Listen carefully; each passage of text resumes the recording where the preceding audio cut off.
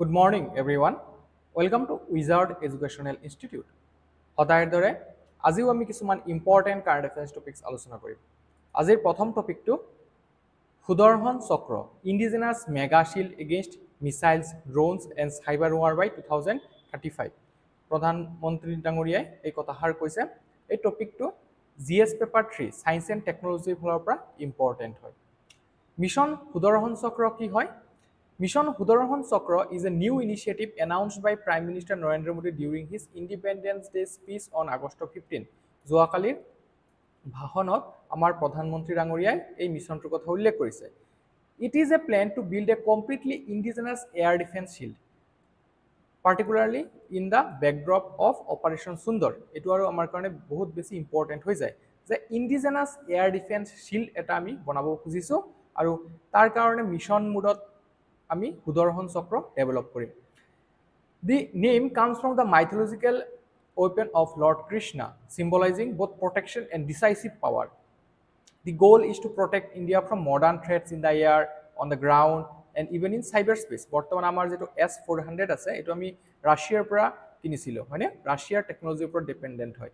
So আমি এতিয়া নিজে থলুৱাভাৱে নিৰ্মাণ কৰিব বিচাৰিছো। Why the shield is needed? A shield to cure provision. Recent events have shown how critical infrastructure in India remains vulnerable. So, ami infrastructure aru mozbut koribo bisarisu. During Operation Sindoor, earlier this year, India intercepted Pakistani drones and missiles for nearly 100 hours. Pakistane amar civilian city homohor uprot attack koribo khujisile.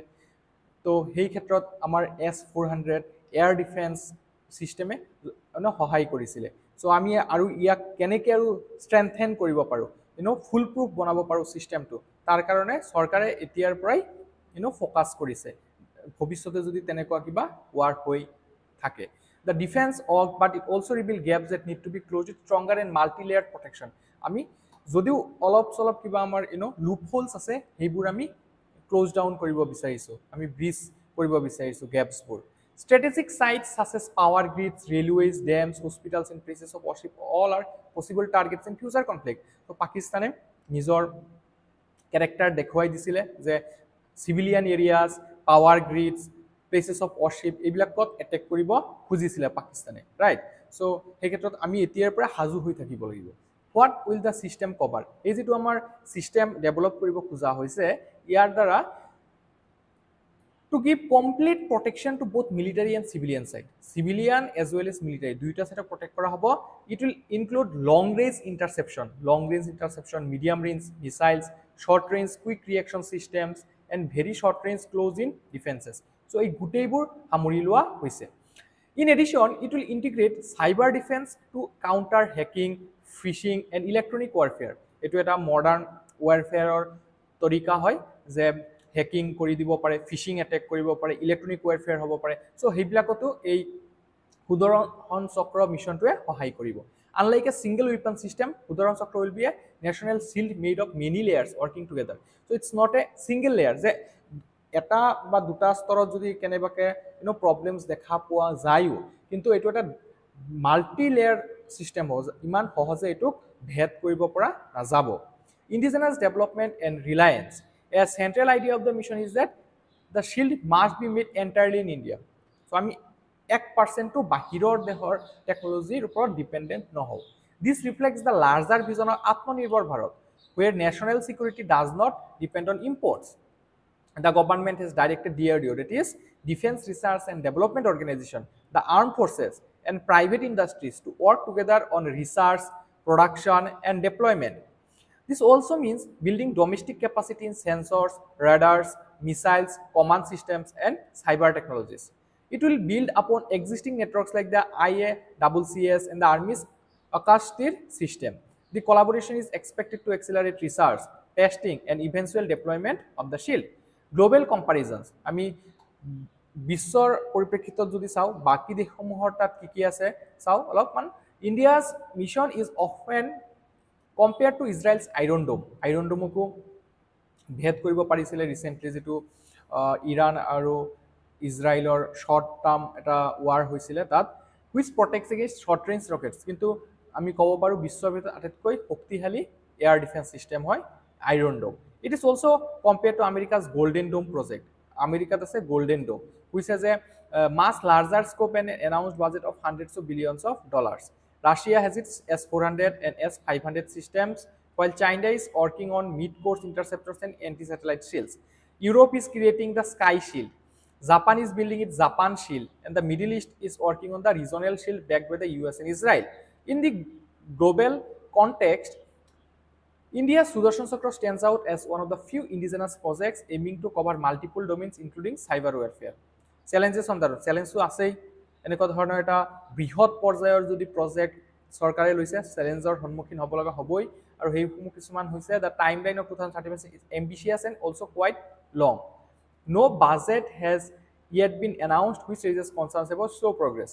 So এইটো most probably upcoming budgetত চৰকাৰে ঘোষণা কৰিব কিয়নো এইটো recent ইভেন্টৰ পৰিপ্ৰেক্ষিতত লোৱা হৈছে গতিকে এতিয়াই এই বাজেটটো ঘোষণা কৰিব পৰা নাযায় countries like the US have already fixed their timelines and budgets with the Golden Dome expected by 2028 or 2029.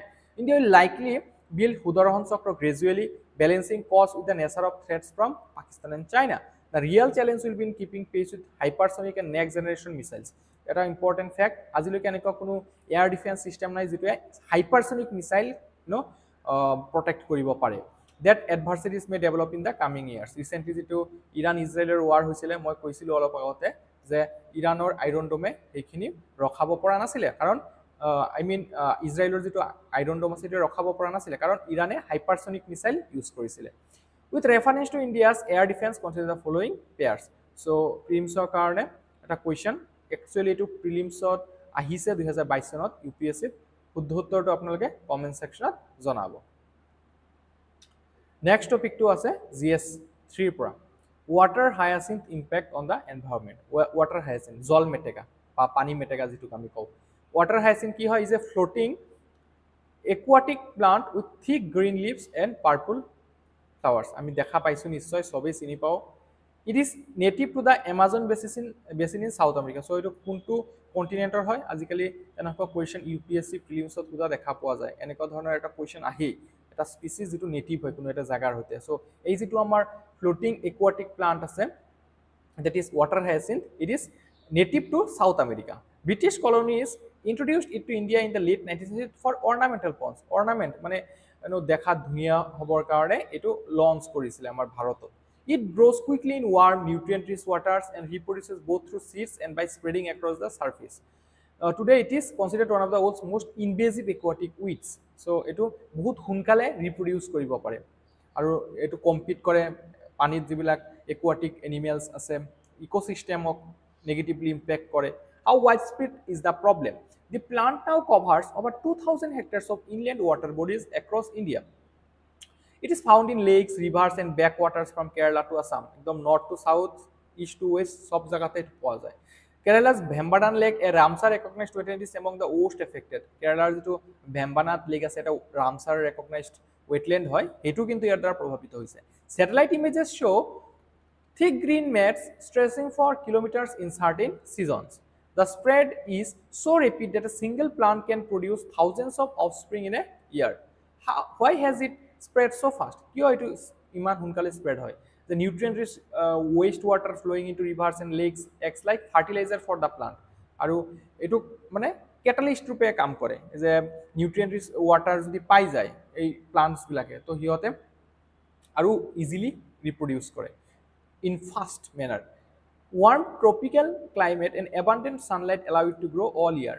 Aru eta hoise je sunlight বেছিকে বলে আৰু আমাৰ ভাৰততো সানলাইট abundant পোৱা যায় একদম আমি ওয়েস্টাৰ্ন পাৰ্টতো কব পাৰো সেন্ট্ৰাল ইন্ডিয়াত কব পাৰো সাউদাৰ্ন ইন্ডিয়াত কব পাৰো আমাৰ নৰ্দাৰ্ন ইন্ডিয়াত আমাৰ যেটো সামাৰ সিজন আছে সো এইখিনি সিজনত বহুত বৃদ্ধি হয় ইয়াৰ lack of regular cleaning and poor water management leave it unchecked. In some regions, flood carry fragments of the plant to new locations where it starts fresh colonies. Absence of predators or diseases in India means nothing naturally controls its growth. Alright, environmental damage কি হয় আমি চাম এতিয়া dense mats block sunlight from entering the water. Basically compete কৰে মই যেটো কথা কলো যে aquatic system টোৰ লগত compete কৰে. Oxygen levels drop sharply, suffocating fish and other aquatic animals. Decomposing plants release methane, a greenhouse gas. More harmful than carbon dioxide. Water flow slows down, turning rivers and canals into stagnant pools. আৰু পানী একদম কাৰেন্টটো কমি যায়, স্পিডটো কি হয় তাৰ কাৰণে এটা ষ্টেগনেণ্ট পুলৰ নিচিনা হৈ যায়। আপুনি চাব পুখুৰী পাৰত এইটো যেতিয়া দেখা পায় পানীবোৰ নলৰে হয়। The loss of native biodiversity disrupts entire aquatic food chains. Impact on people and economy. Farmers face blocked irrigation channels that delay planting and increase costs. Then fishermen lose income as fish breeding grounds are destroyed and boats get trapped. Tourist destinations lose visitors when scenic lakes turn into green wasteland. Transport by waterways becomes impossible in affected regions. In places like Kuttanad in Kerala, often called the rice bowl of the state, agriculture and fishing have both suffered heavily. Current local solution, solution অলপ খিনি চাম থলুৱাভাৱে যিবিলাক develop কৰা হৈছে। In Odisha, women self-help groups weave water hyacinth into baskets, mats and furniture. So water hyacinthৰ দ্বাৰা basket বনোৱা হয়, mat বনোৱা হয়, furniture বনোৱা হয়. So that's a job creating opportunity আমি ক'ব পাৰো। In Assam and West Bengal, it is processed into paper and used to produce biogas. Another job creating opportunity hoy. This project generates some income and reduce local infestations. However, they remain small scale and cannot match the plant's massive spread. কিন্তু যিমান সোনকালে এইবোৰ বৃদ্ধি হৈ গ'লে তাৰ তুলনাত বহুত কমে হয় এইবিলাক যিবিলাক ইনোভেশন কৰি থকা হৈছে। Why efforts often fail? Because different departments handle agriculture, fisheries, irrigation and environment separately. So beleg departments, Department of Environment, Department of Irrigation, Department of Fisheries, Department of Agriculture. So eketa beleg hor karone eta comprehensive plan banabo pora joa nai etialoi. This leads to fragmented and uncoordinated removal drives. Manual removal is costly and labor shortages make it irregular. Mechanical removal machines are expensive and not always available in rural areas. There is no single national authority leading to the fight against water hyacinth. Recommendation ki hoy? A national policy should guide region specific action plan. Eta national policy hobo lage, no uniformity thakibo lage jitut to gutei bharotতে hetu implement koribo para jabo. Scientific removal methods and community led monitoring can slow its spread. Financial incentives could encourage private companies to turn the plant into useful products like compost, textiles or biofuels. Research should focus on developing products that can be made at scale and sold in markets. And education campaigns can help communities prevent its reintroduction after cleaning. Conclusion, আমি ক'ব পাৰো যে collaborative action between scientists, policymakers, entrepreneurs and communities is essential. Effective management will help convert environmental challenges into livelihood support systems. Success depends on coordination and proper handling of resources can enhance water health, strengthen food security and open pathways for green economic growth.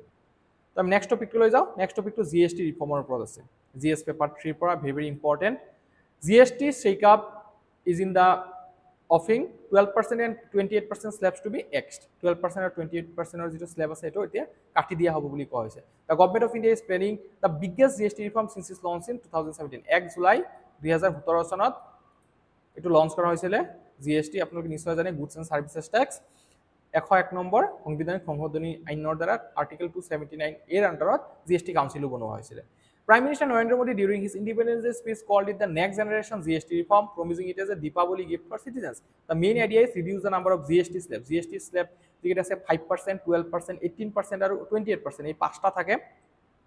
এই পাঁচটাৰ পৰা এতিয়া 12% আৰু 28% টো কাটি দিয়া হ'ব। Make the system simpler and cut down rates on many goods to boost consumption.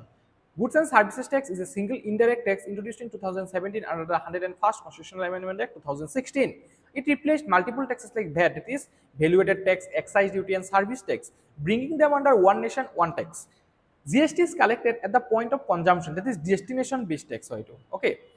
য'ত এটো কনজিউম কৰা হ'ব তাতে কালেক্ট কৰা হয়, that is destination based. Unlike earlier taxes where taxes were collected at the point of origin, আগৰ যিবিলাক system আছিল এইবিলাক origin য'ৰ পৰা এটো উৎপাদন কৰা হৈছে তাতে ট্যাক্সটো কালেক্ট কৰিলে হয়, বৰ্তমান এটো নহয়। Types of GST. GST is divided into 4 components: CGST, SGST, IGST and UTGST. The central GST এটো সেন্ট্রালে কালেক্ট কৰে, state GST এটো কালেক্ট কৰে state government, integrated GST both government collect কৰিব পাৰে, আৰু union territory GST যেটো অকল union territory তে এপ্লাই কৰা হয়। This ensures both center and state share revenues fairly. The current GST system GST system has multiple slabs, 0.25% on diamonds and semi-precious stones, 3% on jewelry and precious metals, 5%, 12%, 18%, 28% on other goods and services, plus a compensation cess on luxury and sin goods. This has been criticized as too complicated and confusing for businesses and consumers alike. Key change hoba, the proposed reforms will eliminate the 12% and 28% slabs entirely. 99% of items from 12% slab will move to 5%. 90% of items from 28% slab will shift to 18%. Alright, why this change matters? Karon everyday goods will become cheaper as tax rates drop. White goods like air conditioner, currently taxed at 28%, will now fall under 18% or lower. Very important eta question hobo pare yar pore white goods kak koa air conditioner, refrigerator ebrok white good buli dhara hoy. All right, even some items in the 18% slab could see reductions. For businesses, simpler slab structure means easier compliance, less confusion for manufacturers, traders and retailers. For the economy, while there will be a short-term dip in revenue, government expects higher consumption, less tax evasion and wider tax net. তো আমি next টপিকটো সমুদ্রযান মিশনৰ ওপৰত আলোচনা কৰিম। Samudrayaan mission marks historic 5000 metre under water feat. GS paper 3 science and technology ফালৰ পৰা important হয় এইটো। নিউজত আছে on August 5, 2025, the two Indian aquanauts Raju Nomesh and Jatinder Pal Singh from the National Institute of Ocean Technology (NIOT) made history by diving up to 5000 meters underwater in a French submersible in the Atlantic Ocean. This was India's first manned deep sea experience, seen as a preparatory step for India's ambitious Samuddrajan mission. Samuddrajan mission জানিম। Samuddrajan mission is India's first deep ocean submersible mission being developed by NIOT, National Institute of Ocean Technology, under the Ministry of Earth Sciences. Aim is to send 3 aquanauts to 6000 meters underwater in the Indian Ocean for exploration. Submersible Moicho 6000 a titanium shield yet kuntu dhatu use kora hoise bosno dibo pore titanium hulled vessel being designed to withstand extreme deep sea pressure. Launch timeline expected by 2027 after final harbor and sea trials. এতিয়া trial চলিব, তাৰপিছত আমি 6000 metre ডেপথলৈকে ইয়াৰ দ্বাৰা যাব বিচাৰিম। Part of India's deep ocean mission which supports the country's blue economic policy. Think of it as the ocean version of ISRO's Gaganyaan mission. আমি গগনিয়ানৰ দ্বাৰা স্পেচলৈ যাব বিচাৰিছো, right? One explores space and the other explores the deep sea. What is Moicho 6000? A 3-person crewed submersible designed by NIOT, depth capacity 6000 meters, that is 6 kilometers underwater. Feature কি হয় titanium alloy hull to withstand enormous water pressure, life support system for 12 hours with emergency support for 96 hours, equipped with robotic arms for seabed exploration and sample collection, advanced acoustic communication systems to stay connected with the mother ship. So this is Moicho 6000, India's first manned deep ocean mission. তিনটা main important fact দি আছে, আপোনালোকে এবাৰ পঢ়ি ল'ব যে sending 3 humans to 6 kilometer ocean depth in a self-propelled submersible, exploring deep sea resources and biodiversity assessment, endurance of 12 hours under normal operation and 96 hours in case of emergency. Significance for India, strategic importance, unlocks India's blue economy potential, deep sea mining, rare earth minerals, hypothermal vents, then complements energy security, food security and marine resource development. Technology and innovation boosts indigenous capability in submersible technology, placing India among allied nations like USA, France, Japan and China. National pride and science diplomacy, just as Gaganyaan will put India in space, Samuddrajan will put India at the bottom of the ocean, dual frontiers of exploration. So very important, আমি দুইটা মিশনৰ বাবে জানিব লাগে। তো আজিৰ ক্লাসটো ইয়াতে সামৰিছো। Thank you.